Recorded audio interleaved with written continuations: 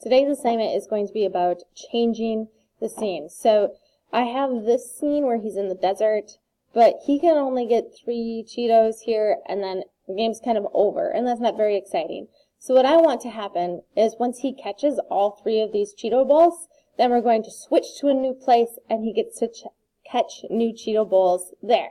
So the first thing I need to do is I need to make a new backdrop. So I come over here and I click on my backdrop. Okay, then I go to backdrops, and you notice I already added it. But say you haven't added it yet, you would go to this one, click a new backdrop, and then you pick one of the backdrops you want. I happen to choose this beach in Malibu, and then you hit OK, I got it. And then you get the second backdrop showing up. Okay, that's great. But I need the program to know that when something happens, we need to switch backdrops. So I'm going to go back here to my sprite because I want this background switch to be connected to my variable. So the sprites have the variable, so I'm going to have them do something. I'm going to have him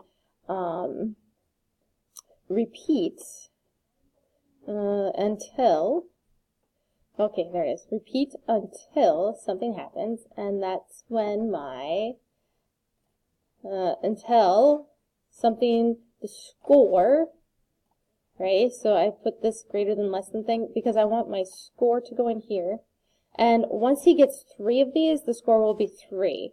So what I want is I want the score to be greater than 2 because 3 is the next thing after 2. And so once the score is greater than 2, then something's going to happen. So I'm going to change the looks, and I'm going to switch the backdrop to the Malibu backdrop. Okay, that's great. Let's see what happens so far. Okay, it comes down. Oh, he got one.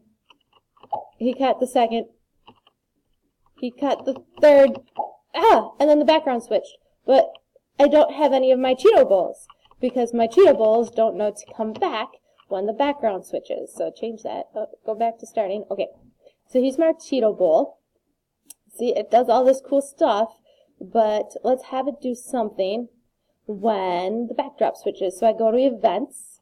So what we're really doing is we're telling this Cheeto Bowl to wait to do all of this stuff until this event happens. This is actually called an event listener. It's very exciting. So I just want to duplicate all this, have everything happen all over again once we change the scene. So let's try this. Okay, catch it. Ooh, that one's slow. Okay, and then I come over here, catch this one. Ooh, there it is. Oh, and there they all are again. Oh, but notice only the one Cheeto Bowl that I did this duplicating for, that's the only one it worked for. So I have to go to each of the Cheeto Bowls. Oh, here, I do have it. Oh, I see, because I did this earlier. I need to make sure that it has the right event listener on it. There it is. I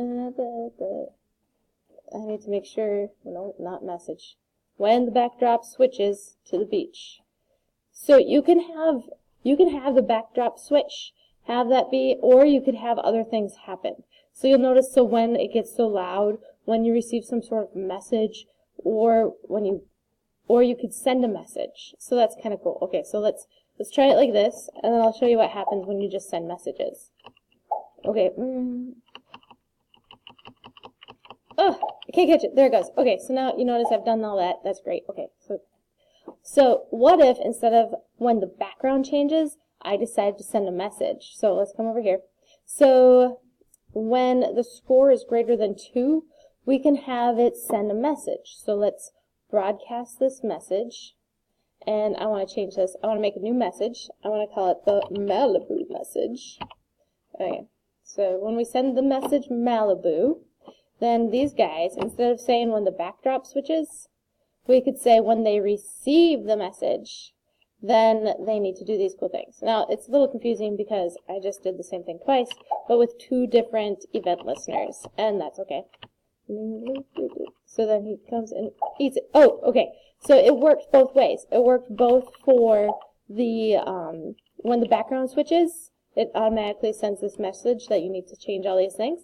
Or you can specifically put it in there to change to send the message when the scene changes. So either way works. Alright, so now I want you to make a scene change happen. And it would be really cool at the end if I even made another scene change. So once the score gets up to, say, 6, once the score is equal to 6, then I could change it to like a victory scene and have balloons going everywhere, and that would be kind of fun too. So why don't you guys try making a Scratch where you change the scenes.